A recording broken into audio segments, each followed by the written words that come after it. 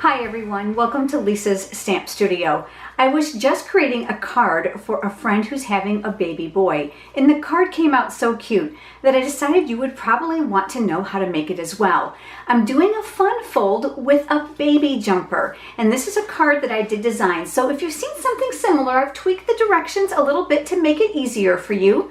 If you are here visiting from YouTube, you're going to find a link down in the description below that'll navigate you to the pictures and the cutting dimensions for today's project. Let's head over to the stamp table and let's get started. Here's a close-up of the card we're going to be creating together today. Isn't this absolutely adorable?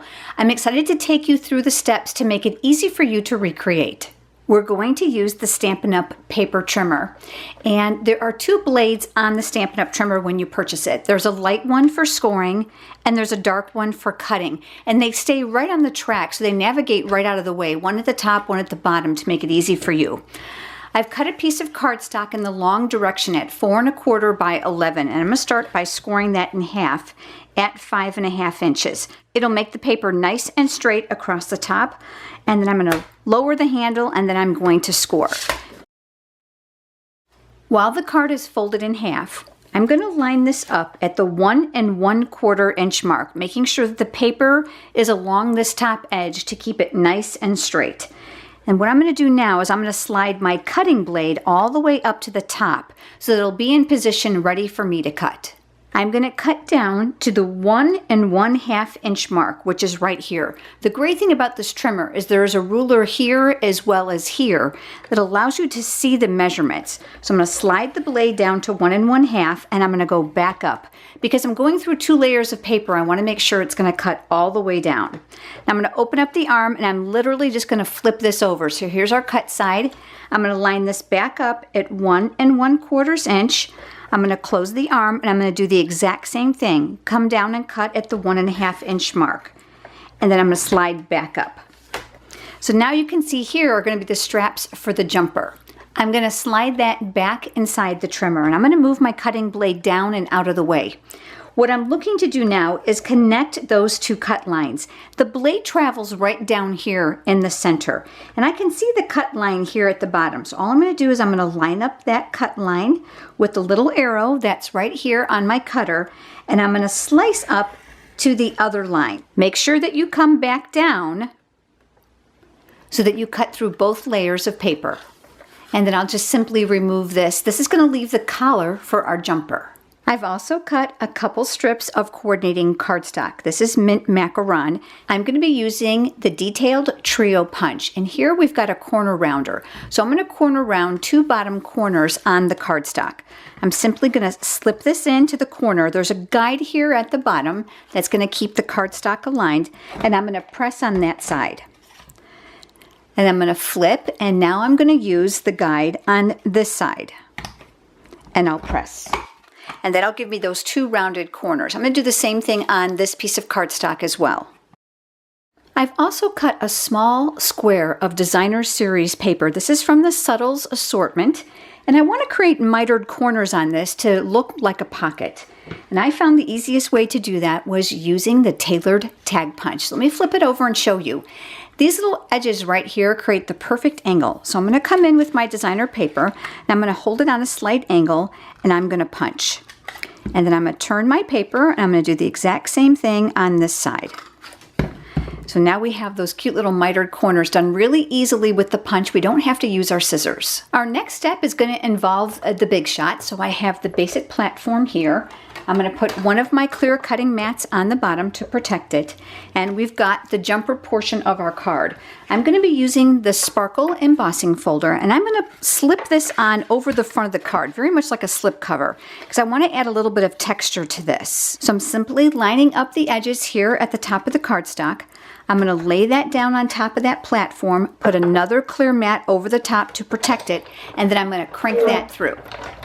That's going to leave us with this really cute pattern. But I want to make sure that the buckles for the straps are going to look the same. So I'm going to go ahead and I'm going to put those in here, and I'm going to pass this through the big shot one more time, just like I did with the jumper, and crank that through as well. Using that exact same punch, I'm going to create a cutout here for the legs of the jumper. Again, turning it upside down, I'm going to place it inside the cardstock. Now, if you lightly squeeze on the punch, it's going to lock the cardstock in place. So all I'm going to do is I'm going to judge the distance here and here to make sure they just look visually equal. And then I'm going to punch that out. And that's going to give us that little opening. Now we're going to do some stamping. We're going to use the Sweet Baby stamp set as well as the Bouncing Baby Framelits dies. I'm going to be using my Memento ink, and I've got thick Whisper White cardstock here. I've got my baby image, so I'm going to go ahead and ink him up. I'm going to stamp him here on my thick Whisper White cardstock. I also have the adorable teddy bear cap that I'm going to ink as well, and I'll stamp that up here near the top. While we're working with the ink, I'm going to bring back in that pocket, and I'm going to use the coordinating Mint Macaron ink pad. I have mounted what looks like a little linked chain, and this is for the jumper that's here inside the stamp set so that you can connect it. So I decided to use that for a decorative image across the top of my pocket. I'm going to go ahead and ink that up, and I'm going to stamp that here just a little bit further down from the top. I'm going to ink it up, and I'm going to attempt to connect it. I'm going to stamp it again, and you can see there's a definite difference, but this is where I'm going to put the tag, so I'm not worried about the difference here. I'm going to color in the baby. The flesh tone is perfect with the Ivory Stampin' Blends marker, and I'm going to use the chisel tip. So I'm going to come inside here, and I'm going to color the baby's face, just going around the hairline. I'm using small circular motions. And I'm going to cover his hands just in case I decide to manipulate this just a little bit and they might show. Don't forget the ears. I'm going to use the Crumb Cake Stampin' Blends markers, and I'm going to start with the light, and this is going to be the chiseled side of the pen as well. So I'm going to add some color to the top half of the baby's body. You do not have to color the whole thing since we're going to tuck him inside the pocket. So just a little bit that might be visible. I'm now going to use the dark, and I'm going to add a little contrast here to the collar and a little bit around the shoulders that I'll blend. While I've got these markers out, I'm also going to do the top here of the teddy bear cap. I'm going to color this in using the light crumb cake. I'm going to come back over this area and I'm going to blend this. Just in case it shows, I want to make sure that there's not a hard definition between the two colors. It looks more shaded. Back to the darker crumb cake, and I'm going to add some definition here to that teddy bear inside of his ears and around his nose and a little bit around the outside of his body. So you can see I'm just scribbling in a little bit of color there. I'm going to go back to the light crumb cake, and now I'm going to blend these together. Light and dark areas are perfect when you're working with the Stampin' Blends. The last step is for me to add a decorative edge, and I'm using the dark Mint Macaron to add a little bit of coordinating trim that'll match our jumper. I'm not worried about coloring his head since the hat is going to cover it. I'm switching over to my magnetic platform. I'm just a fan of that when I'm using framelits to help hold them in place. I'm going to add a clear cutting mat to the bottom, again to protect it just like we did before. We've got our image here, and since there are coordinating framelits for all the images, I can go ahead and line those up at the same time and then just pass this through the Big Shot just once. Put another clear mat over the top. We've got all of our pieces here, so let's go ahead and do some assembly. I'm going to take those straps, I'm going to flip it over so that the embossed end is face down, and I'm going to add a generous amount of adhesive here because I'm going to line these up directly over this area here on the card. So I'm looking to align them near the top, making sure that my edges are the same. And I'm going to flip and do the same thing on this one. The next step is going to be assembling the hat to the head. Now I found the easiest way was to use glue dots. So I'm going to go ahead and pull back one of those glue dots here, and I'm going to press the image right onto the glue dot itself rather than trying to pick those off. I've got those here at the bottom, and then I'll position that on top of the baby's head, making sure that I'm coming down to cover his ears. The baby's going to go inside the pocket, so all I'm going to do is I'm going to add some adhesive down here at the bottom portion of the body that we did not color, where it's going to be hidden. And I'm going to place the baby inside here and then just press.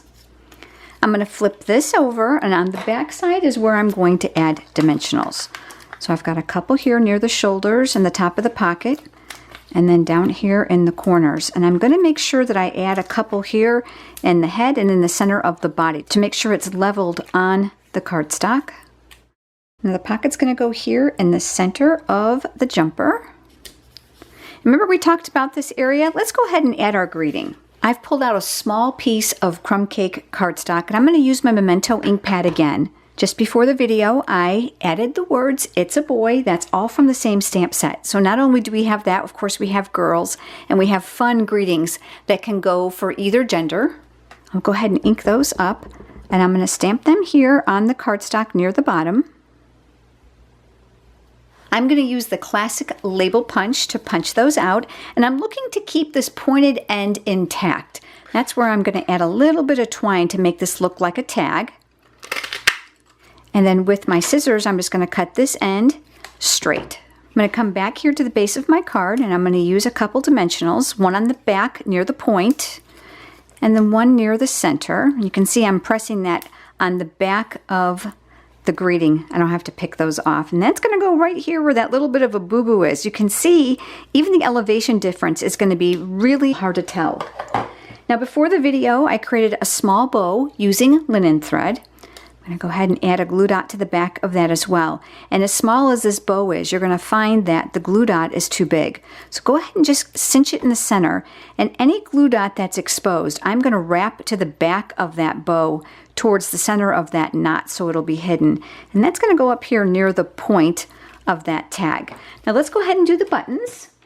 The buttons come from the True Gentleman Buttons collection, and there's 3 different sizes and different colors and textures.